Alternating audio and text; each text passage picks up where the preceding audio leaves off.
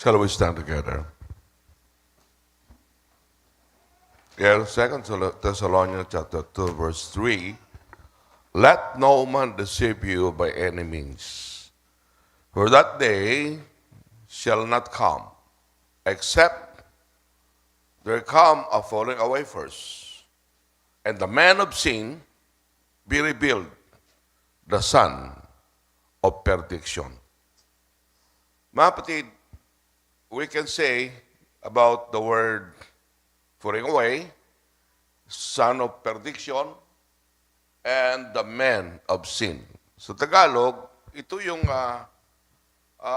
huwag tayo madaya sa kanino man. Sapagkat magkakaroon ng fall away and then man of sin be revealed.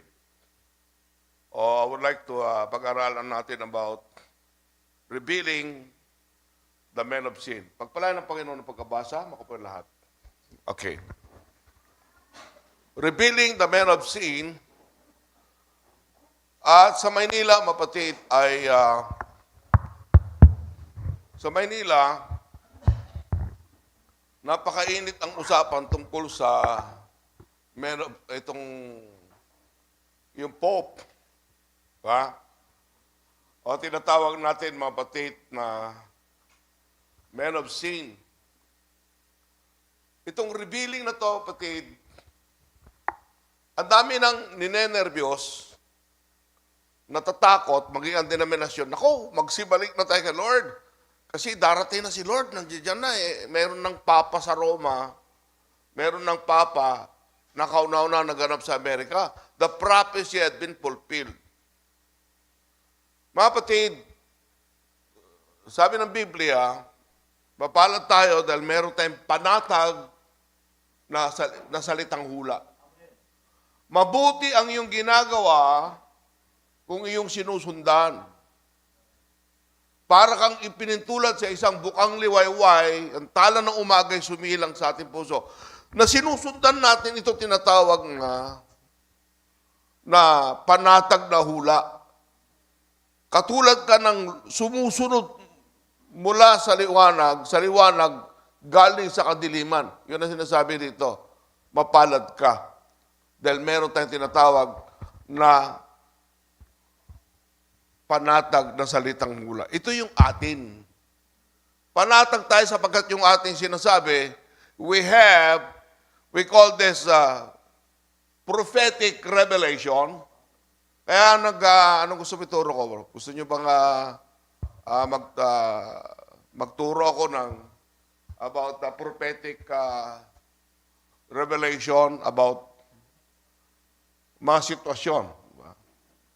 Ang denominasyon ay natatakil mapatid tungkol. Alam naman natin, pag sinabi natin, the man of sin, ito yung inaabangan ng buong mundo about 2 Thessalonians chapter 2. Babasa tayo. In 7th verse, sabi niya, the 2 Thessalonians chapter 2 verse 7, I think that's right. Sabi niya, now I am writing this down, quivering and shaking. Talagang nauuga ako rito. The mystery of iniquity that already worked. Ang hiwaga ng katampalasanan ay gumagawa na. Sabi niya, until he be taken out of the way. Now, sabi niya, what is the iniquity? Iniquity is something that you know that you ought not to do and you do it anyhow. So pinag-usapan natin dito yung mensahe about what is the man, ang katampalasanan. Now, sabi mo kapatid, let no man deceive you by any means, for that day shall not come except they come a falling away. The man of sin is revealed, the son of perdition.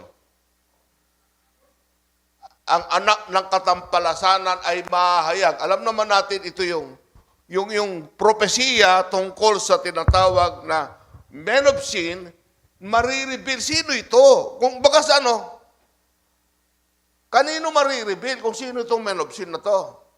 Kanino marireveal kung sino itong anak ng katampalasanan na magtatrabaho at naggagawa sa mundong ito? Sino makakaalam kung sino ito? Ito sabi yung Pope. At meron tayong hula sa magitan ng prophet na kauna-unahan, ang Pope magagaling sa Amerika. So sabi nila, ito na yung man of sin. Ito na yung man of sin. Takot na takot ang mga tao na. Ninenervyos na. Maging ang lahat ng denominasyon, dami ng doktrina, dami ng extreme na lumabas. Okay? Magugulat po kayo mamaya. Tuloy natin. Okay? Ngayon, and now you know what withhold that He might reveal in His time. Dapat malaman nyo ano ang dapat ma-reveal sa kanyang panahon. Not then, but in His time, at the breaking of the seal, would know exactly what it was. Who is this man of iniquity, and who is this man of sin? This fellow that's working iniquity, but he be revealed in his time. So marami nagsabi na yung mga papang dumayo, baka si Pope John Paul na to, baka ito na. Baka ito na. Baka ito na. Marireveal sa kanyang panahon. Itong man of sin ito, yung tinatawag na the son of perdition. Kapatid, I have 95 slides. Kaya, bibilisan na lang natin. Okay? Sabi niya, and then shall the wicked one revealed. At the breaking of the seal, at his time. Paul said, not in my time, but in the time when he be revealed. See, may makikita tayo pag na-reveal ito, hindi sa panahon ni Pablo. Na-reveal kami. Kasi sa Biblia, mababasa natin, ang Antikristo darating, nandiyan na. Kaya sabi nga ng iba, sa panahon nga ni Kristo, meron ng Antichrist eh. Pero hindi ang Antichrist o man of iniquity, hindi sa panahon ni Pablo, marireveal sa kanya. Paano makikita niyo kung paano gagalaw ito? Okay? Even him who's coming after the working of Satan. Him, a man who's working after the working of Satan. Ito pag dumating, gagawa siya sa ilalim ni Satanas. Itong man of sin nito. Tao tignan, banal tignan, pero he was working in the power, working after the working of Satan. Nasa ilalim siya ng pagpapagalaw ni Satanas. It should be revealed in his time. Now, the Sunday school to the preaching, kaya puro ako basa. Diba? Sabi niya, with all power,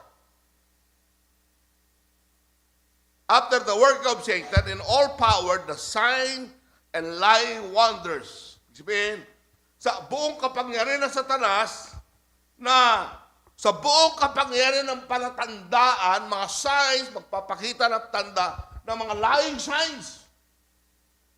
Mga magdarayang signs ang ipapakita niya. Magpapakita siya ng mga kababalagan sa langit ng technology ngayon. Napakadali nang gumawa. AI na lang, kaya nang gumawa, mapatid, ng mga kababalagan sa langit.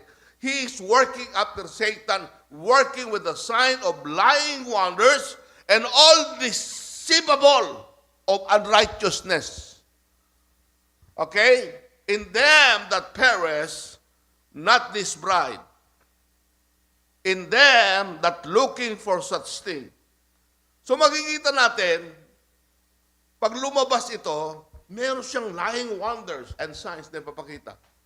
Na even, mapatid sabi ng Biblia, maging ang mga mananampalataya, pwedeng ma-deceive. Noong panahon na yon, he is working after the work of Satan. Dito, sabi niya, what a statement. My, after the bride is taken away, then this man of sin will reveal himself. Sino magre-reveal ng man of sin? Sino magre-reveal ng Pope na ito na ba ang man of sin? Sino magre-reveal? Brad. Ang bride? Bride ang nakakaalam niyan. Pag sinabi ng bride, ang nakakaalam na ito yung Pope, yun na yun, balik ka. Ang magre-reveal ng man of sin nito, ano ba makikita nyo? Then, this man of sin will reveal in his time. He will reveal himself. Siya mismo magsasabi sa kanyang sarili, ako ang Kristo. Hindi pwedeng, nakita ko. Ibig sa akin pa, ito na yung Pope na yan. Yan na yan. Takot ba kayo? Ninenervyos na kayo, nandun dyan. Nagkaroon na ng Pope, nagkaroon na ng Papa sa Roma, nagkaroon Papa sa Roma sa Amerika, na para bang natupad ang propesiya na. The first Pope in America, kauna-unahang Papa sa Amerika, ay Amerikano. Ito na ba? Sino gusto makakita nito? Tingnan niyo mga denominasyon, lalo mga end-time message believer, malapit na si Lord. Pag lumabas ito, kapatid, hindi tayo takot kahit yan yung Pope na yan. Hindi dapat tayo matakot ang bride. Why? When the Pope will coming, when the man of sin will coming, reveal himself after the bride taken away. Kung ito na yung Papa, I don't care. Ito na yun, I don't care. Wala na tayo rito. Yan ang malinaw sinasabi ng Biblia. Ang kaya niyang dayain, ang mga foolish virgin. At saan, nagpipris na ako. Bible study pala ako. Ang kaya niyang dayahin ay ang mga foolish virgin, mga naiwan sa rapture. Gusto mo makita ang Pope? Gusto mo makita ang last Pope? Magpaiwan ka sa rapture. Makikita mo, ang problema sa end time war, pinagkakabalaan ng isang bagay na hindi naman dapat pagkabalahan. Moses and Elijah, espiritu ba siya? Diba? Sa ministers meeting, nagalit sa akin si Grandpa Victor Tagaligaw Nagdebate kami. Pinipilit niya na Moses and Elijah talaga. Iba naman spirit. Alam mo naman ako, diretso ako magsalita. Hindi mo dapat pagkabalan ng isang bagay na dapat mo. Sige, dito tayo magdebate. Magpaiwan ka sa rapture. Kamayan mo. Ano ka ba, espiritu? Tama. Pag-aaralan mo si kamay, Moses, Elijah, espiritu ka, hindi ka, laman ka nga, hindi ka espiritu. That's an answer. Kahit alam mo na espiritu, that is not. Kahit alam mo ito na yung Pope, hindi yan ang pinagkakabalan. Walang bagay. Eto na yung Pope. Wala na. Pag nakita mo ang pagtrabaho ng Pope na yan, wala ka na rito. Kung makita mo ang Pope na to, ang last Pope na ito, naiiwan ka sa rapture. Ang laking debate sa mga end-time message. Sabi ko, Diyos ko po, ang linaw propeta, binigyan tayo, what a statement, my! Para bang, pabihira, parang, my. Grabe statement. Wow! Bakit ko hintayin yun? The man of sin. Then this man of sin will reveal himself. Hindi na kinakailangan Hindi ko nahintayin. Si Kibuloy nga pininiwalaan na siya ang appointed son of God. Panahon na yon, magsasabi siya na mismo yung Kristo. Hindi ikaw magre-reveal, hindi politika magre-reveal. He can reveal himself. Ako na yon. Pero bago dumating yan, na madayang buong mundo, wala ka na rito, kapatid. But i-research mo pa sa internet, sino ba talang papang ito? Yung kalbo ba? O yung si ano ba? Paiwan ka sa rapture, makikita mo last pope. Diba? See, the true bride has been elected out in every church. Now, the only way I made this statement, the bride could going home and you will never know about it. That's true. Hindi mo na malalaman yun. Umalis ka na, nakauwi ka na.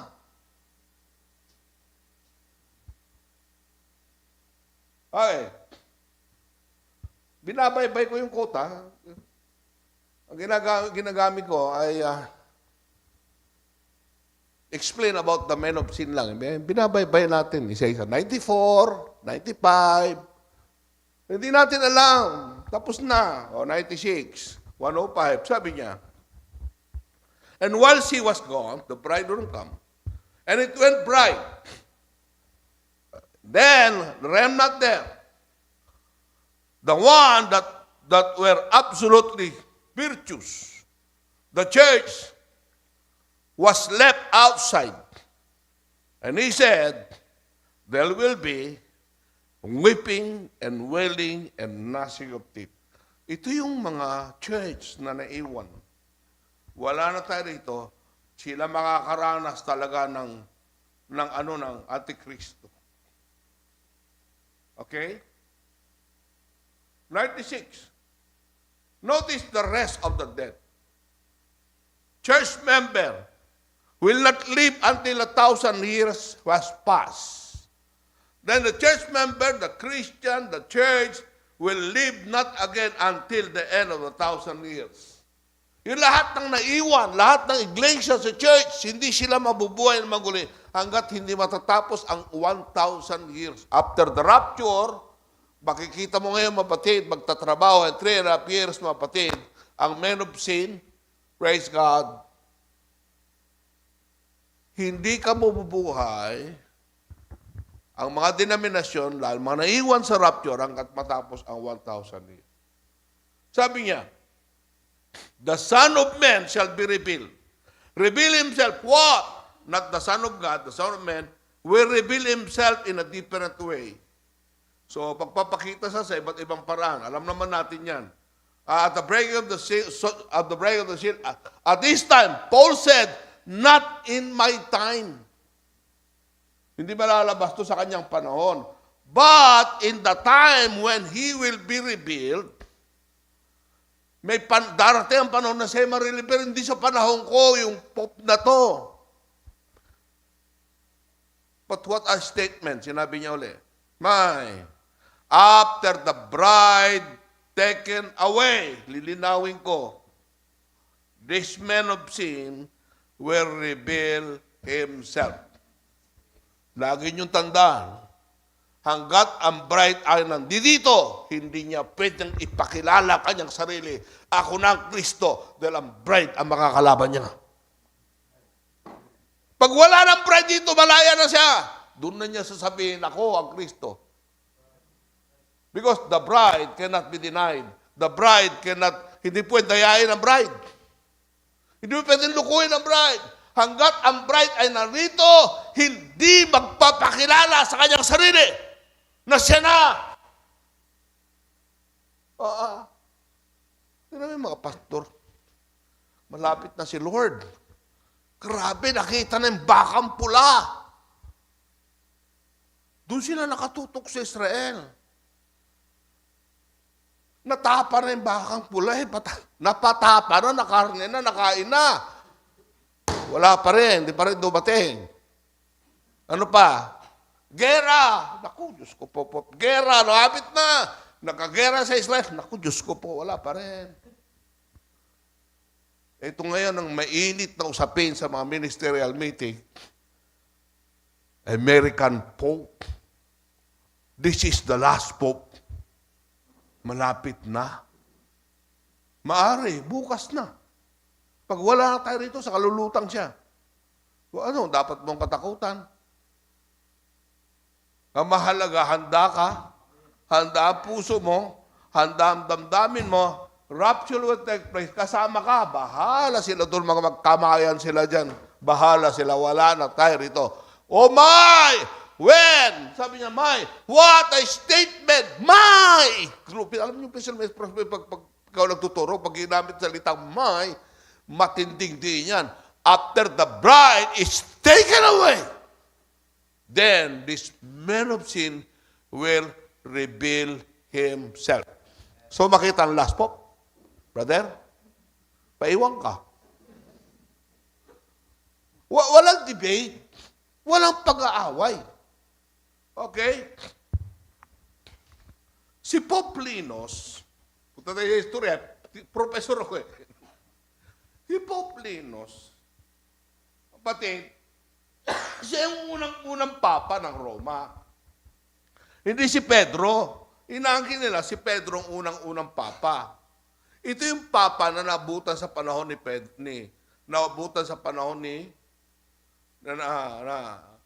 panahon kapatid ni Pablo. Okay. Hindi natin ipapaliwanan na gusto yan. Sabi niya, kapatid, para patunayan na tinatasan ng Bible ay mga pope na ito. Do thy diligent to come before winter. Ebulos greeting thee, Pudens and Linos, Claudia and all the brethren. Tignan mo. Sumulat si Pablo sa mga Timoteo noong araw, pag ikaw mataas ang katungkulan mo, pare. Pakisabi binabati ko mga church dyan. Political matter, di ba? Yan binabati kayo, pati si Linos. Na si Linos ang kauna-unang papa sa Roma. You cannot deny it because nag-research ako eh.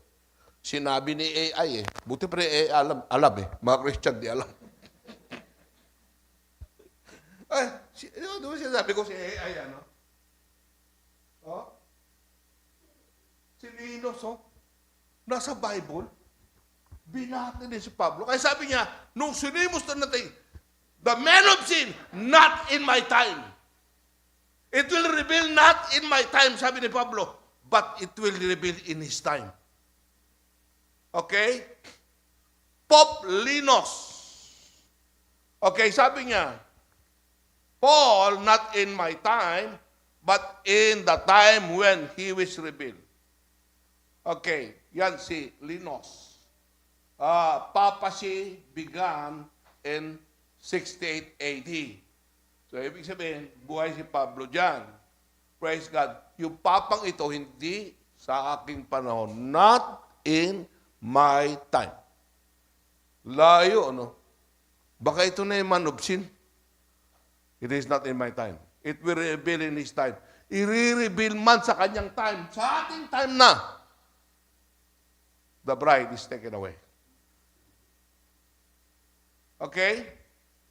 Si Pope Pius, mga batid, noong 1835 to 1914, okay, yan mga Pope, mga batid. Pope is not a simply representative of Jesus Christ. On contrary, he is Jesus Christ himself under the veil of the flesh. Pope Pius.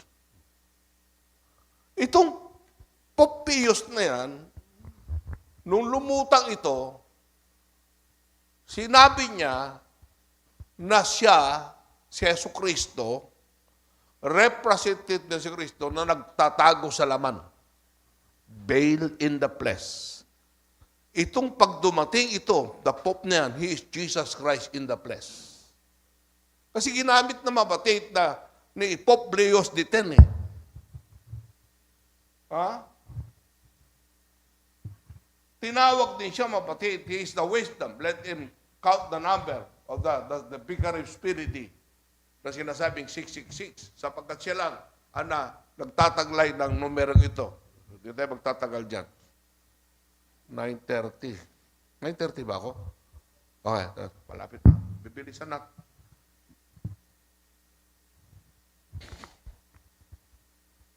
Okay. What a statement. Ha! Itong ibig ko sabihin, taken away before this man will be revealed. Mag-rapture muna. Kaya magkaminsan, pag sabi ko, magbasa naman kayo.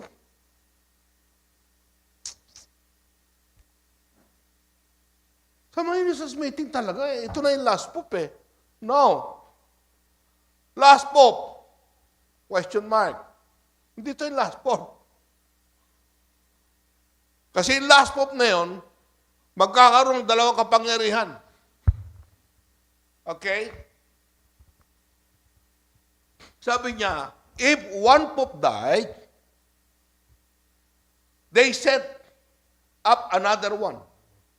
The pope died, they set up another one. The beast with his was, where is not, yet is, where is not, which is yet, which is shall go into the perdition. Thus saith the Lord, through the Scripture. Pag may namatay, may papalit. Namatay si Pope Francis. Diba, no? At the age of 88. May pumalit. Diba? If the Pope died, ipapalit ulit. Hindi pa yun yung last Pope. Okay? At sabi ng propeta, I believe one of the glorious days when the United Confederation of Churches goes together and the new Pope brought out of the United States and put over there according to the prophecy that the reform of image like a beast, I tell you, the true church will be drawn. Ito yung sinasabing binabasa ng lahat ng mga pastor. Glorious day daw sa lahat ng glory. Pag nagkaroon ng confederation of churches at manggagaling ang Papa sa Amerika. Di ba ito yun? Sabi sa akin yung naghatid sa akin sa Grab, Pastor, lapit na si Lord. Bakit? Natupad na yung prophecy ng propeta. Ito na. Ang unang-unang Papa sa Amerika, kinalabit ako. Sabi ko, yan ba tinuturo sa church ngayon? Oo, dahil yan lagi may nag-preach mga pastor, yan lagi tinatakil, yan lang sinasabi, yan tinatakil. Praise the Lord. Siyempre, alam mo kung trying ko. Ito na ba? Kailan ito? Thus saith the Lord to. I believe one of the glorious days when United Confederation of Church goes together, nagkaroon ng Federation of Churches na goes together, new Pope is brought out of America. Put over the prophecy. Meron tayong panatag na hula. Pag nangyari ito, eto na, ginamit uli ang salitang Leo. November 2, 2005, Leo XV elected the first American Pope or the new Pope na nagtalumpati mapatid na nagmula sa Amerika. At sabi mapatid, why did Pope pick Leo? Here, why the name is so important to the Catholic Church. Kasi mga kapatid, ba't ito si Pope na to, ginamit ang Leo? Kasi napaka-importante yung Papa gagamit sa pangalan. Si Pope Leo, sa kanyang panahon din, pinag-isa niya rin lahat ng church. Itong Pope na to, nais niyang pag-isayin lahat ng simbahan. Magagaling sa Amerika. Maaaring ito na. Ito yon. Itong papang ito, 14th, Prevost, mapatid.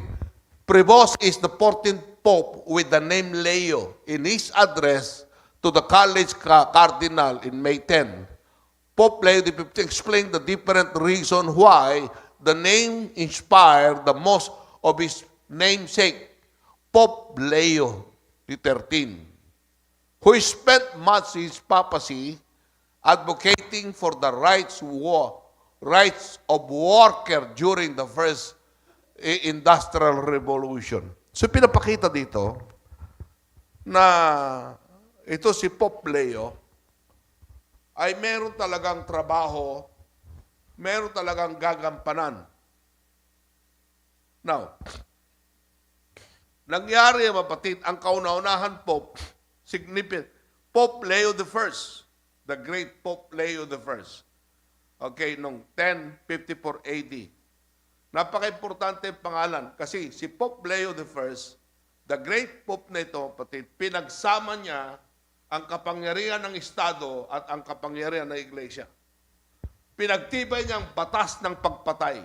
Pag pumatay ka sa ngalan ng simbahan, pumatay ka sa ngalan ng katotohanan, banal ka. Kaya mga tao noon, pinupugutan, rinaragarin leeg, pinapakain mapatid sa leon, babalutin mapatid yung mga bata ng balat mapatid ng tupa, itapon mapatid sa mga asong pag-aagawan mapatid yung binalot ng mga bata, mantalang buhay ang bata sa loob. Banal yon sa kanila. Itong Pope Leo yan. Leo III, the first Holy Roman Emperor. Kaya na lang magbasa. Okay? Leo III is the first Holy Roman Emperor. Pope Leo IX. So, marami, may naging ang trabaho talaga nila, inquisition talaga. Banal na pagpatay. Sila yung mapatid ang nagtanggal kay Martin Luther. Kinalaban ito ni Martin Luther, nakipagdebate siya, naglagay siya ng thesis. Sila mapatid ang nagtanggal na obispo, patid, sa great si Pope Leo. Eh, sabi ng prophet, mapatid, Pope Leo the Great, he resigned from 440 until 461. So, tuloy-tuloy na ang bata. Coming to the church before him was Victor. He was wrath too. Grabe to. He come in there. How he put the Christian to death and everything else. And then, who was he started all of this? Putting and legalized murder. You know who it was? Saint Augustine of Hippo. That exactly who he did. Na si Saint Augustine na siyang gumamit sa salitang Pope Leo. Linelegalize niyang pagpatay. Kaya nung sa susunod na panahon, pag tumayo itong last Pope na ito, pag nagsalita siya, kinakailang buong mundo makinig sa kanya. Pag hindi ka nakinig, patay ka kung saan ka man naroon. Bakit? He can make one world government, he can make one world church. Pag hindi ka umaten, papatay ka agad kasi legal yun. Mangyayari ulit, he can legalize murder. Di ba sa atin ngayon, ina-exercise natin ang online service? Di ba? Pwede tayo magsamba, pwede tayo mag-meeting through online. Pag buong mundo, pag nagsalita, mapatid, ang last pope, at hindi ka nakinig, isa lang simbahan sa buong mundo, saan ka man naroon, nasa bundok, nasa ilalim nasa kuweba, kinakailan sumamba ka. Dahil kung di ka sasamba, papatayin ka. Kayang-kaya niyang gawin. In one click, buong mundo, maging isa sa pagsamba. Legal ang pagpatay. Binabalik uli ito. Sabi ng prophet mismo, binabalik ito maging banal. Christian death, mabatid. Legalize murder. Kailan yun mangyayari? Panahon na wala ng bride dito. Ba't mo pinag-aralan pa? Sinasabi ko lang na ito mangyayari. Para wag ka na magpaiwan. Pakinanggan mo na lang. Ha? Kung di ka naniniwala, sige, hintayin mo. Ay, totoo sinasabi ni Pastor Thomas, pinatay, legal. Pinasabi ko lang na ito gaganapin niya. Propeta nagsabi, di ba? Okay?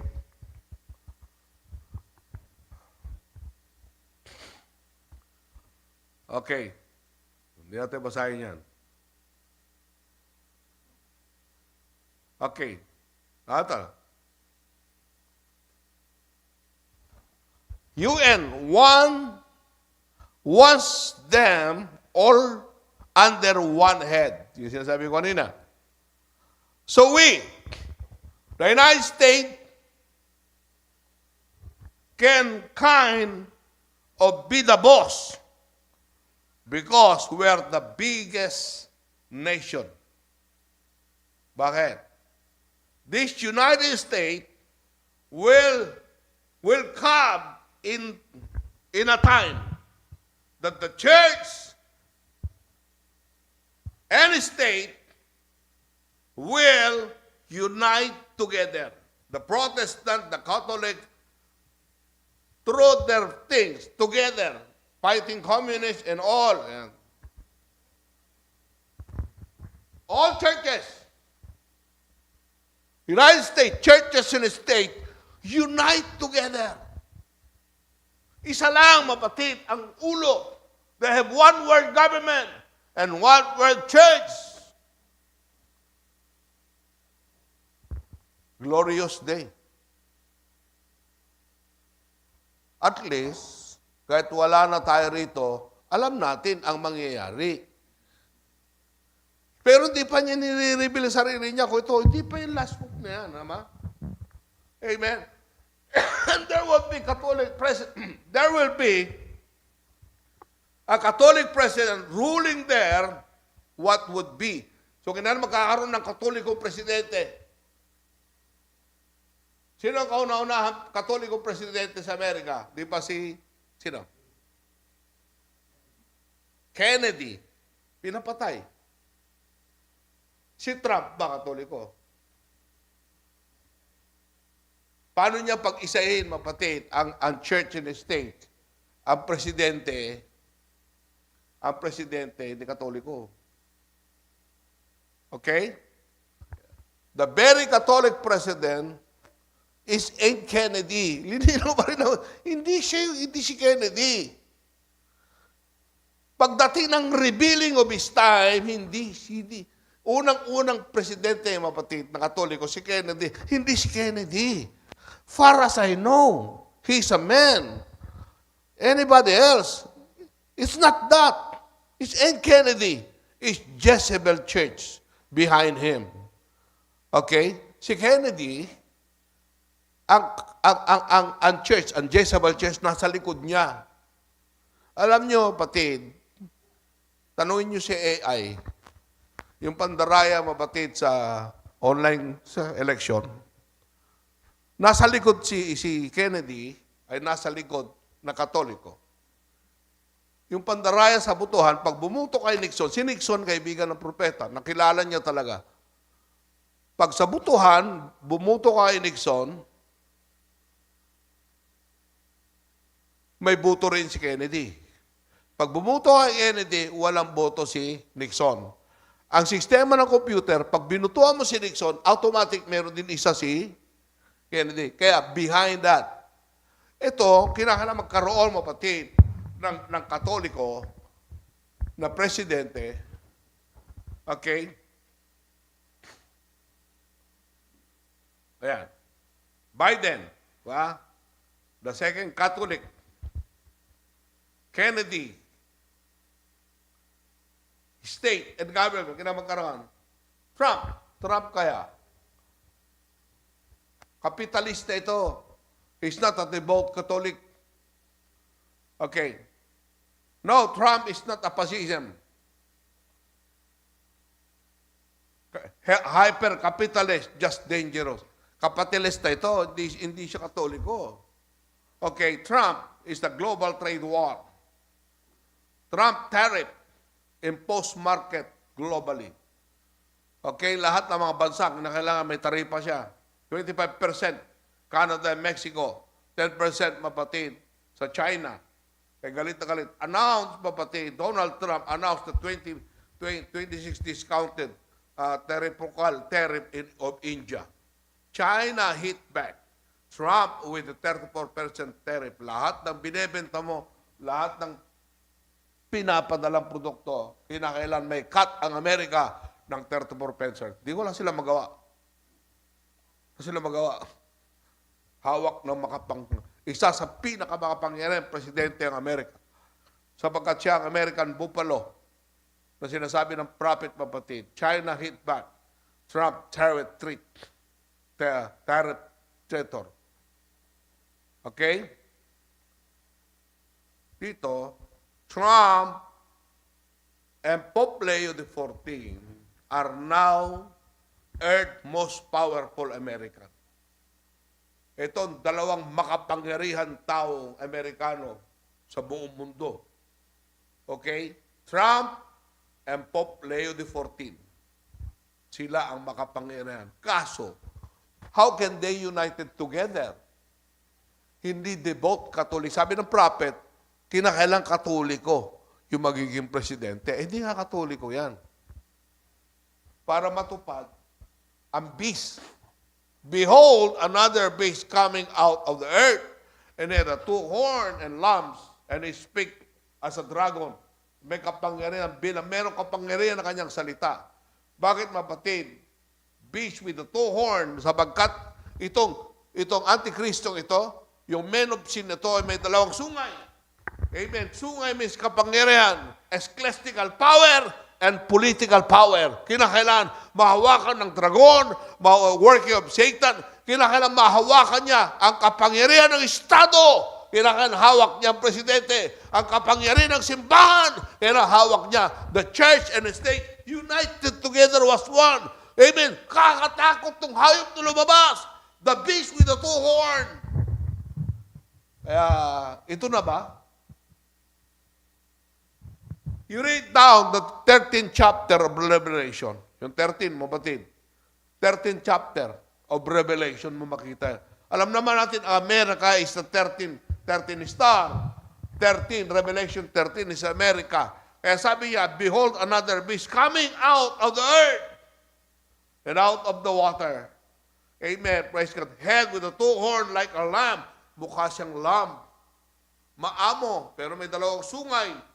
Okay, 2 horns like a lamb. Not a lamb. What it is? It is American Buffalo Shore. Linilinaw sa Amerika manggagaling. 2 makapangyarihan mapatid na mapag-isa niya ang Estado at ang ecclesiastical power and political power. Paano magkaroon ng 2? Ito na ba? Hindi magkasundo nga si Trump. Okay? Si Trump na ba? Question mark. Hindi pa.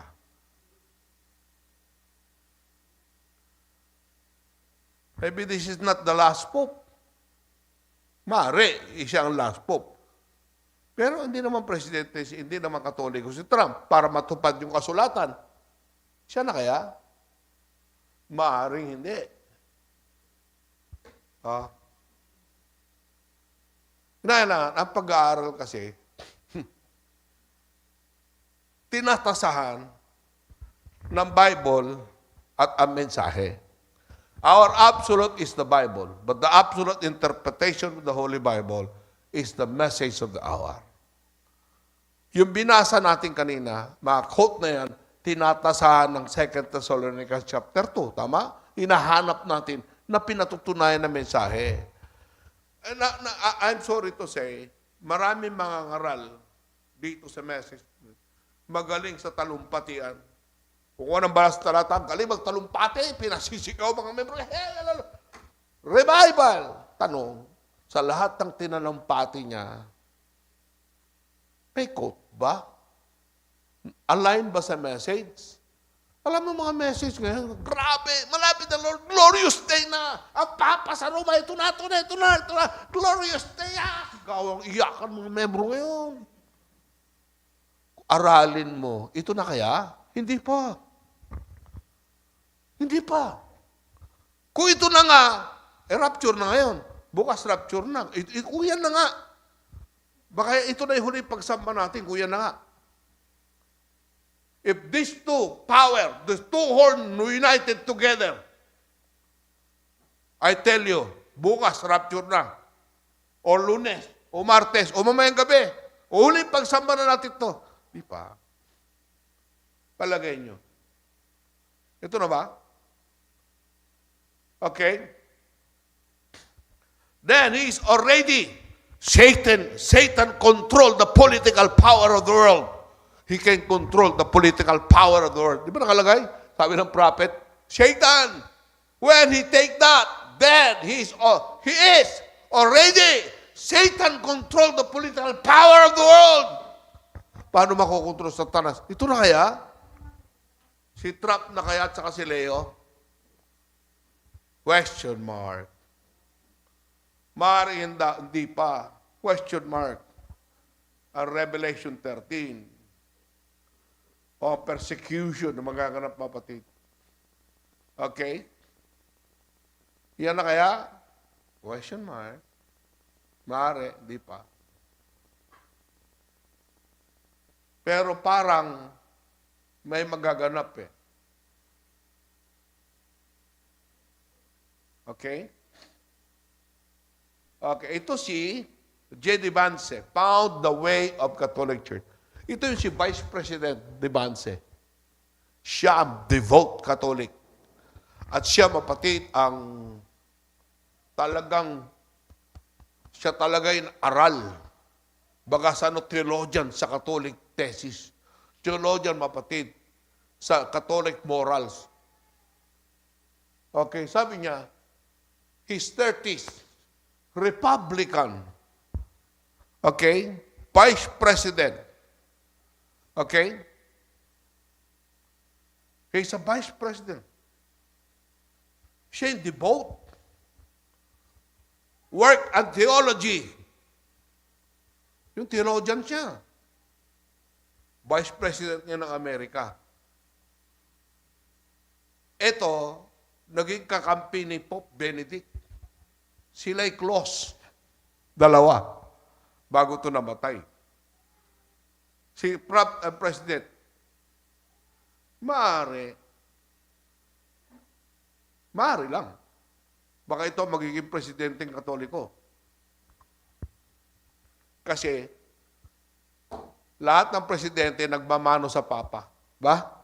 Si Trump hindi nagmano. Hindi siya nagmano. Hindi ba? Pinainom lang ng tubig na ospital na siya. Kailangan magpasakop ka talaga. Kailangan mahawakan ni Satanas ang kapangyarihan ng politika at kapangyarihan ng simbahan. Amen? What religion of J.D. Vance? He was baptized Catholic and received the First Communion 1919. Ba, hindi natin basahin. Basta si De Vance, the President. Amen? J.D. De Vance introduced lesser-known Catholic moral principle in national discourse. Okay? Pag nagkaroon ng eleksyon, baka ito na. Ha? Pero hindi pa si Trump.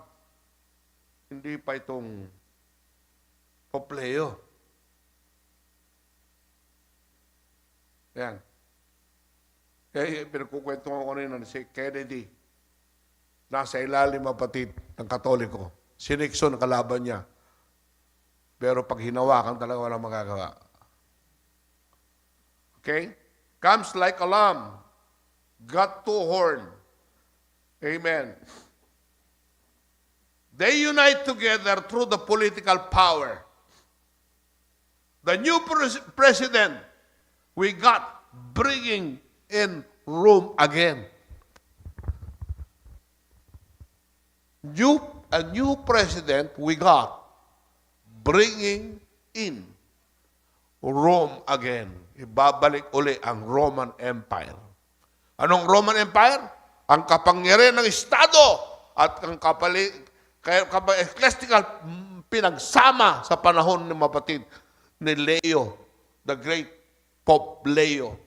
Ginawang legal ang pagpatay ng panahon na yan, ibabalik ulit. Ito na. Amen. Hindi pa yan. What is called the American Buffalo. Okay? Sabi, what a statement.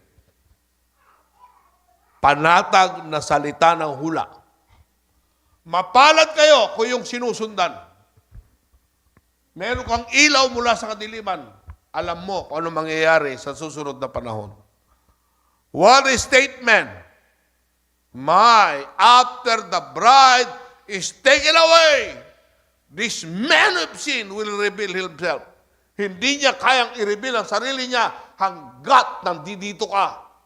Hindi kayang i-reveal na ito na. Magpapakita siya. Magpapano siya. He is the Antichrist. He is Christ on earth. Amen. Hanggat narito ang bride, hindi pa rin siya kilos. Hindi niya maggalaw ang bride. Walang bomba Amerika at atomika magaganap sa mundo hanggat narito ang bride. Kung ang bride ay nag-rapture na, ito na ang kapangyarihan ng two horn ay lalabas na. The power of the church, one word church, one word government, isa na lang. Yan ang magaganap sa uling panahon. Pag ito na ang last pope, I tell you, maaaring pagbabako, rapture na. Kung ito na yung last pope, I tell you, baka ituloy pagsamba. Hindi pa yan. Ano, niniwala kayo sa sinabi ng propeta? Tingin mo ngayon na. Kabsat. Ay, kabsat. Ilocano pala yun. Pati. If this will happen, rapture will take place. Pasensya na kayo. Kung may nasagasahan akong tayo, nasagasahan akong paniniwala, mapatid na ibang end-time believer. Kung kayo nakinig, ipagpatawad niyo po. Lais kong sabihin sa inyo, what a statement. Read the statement of our prophet, paragraph 93. What a statement, After the church is taken away, this man of sin will reveal himself. The last pope na manggagaling sa Amerika. The president, the new president comes to America. Wala ka na rito, kapatid. Rapture ng church. Huwag mo nang hintayin na dumating ang pope. Naiiwang ka. God bless you. Dahil ito ngayon, kapatid.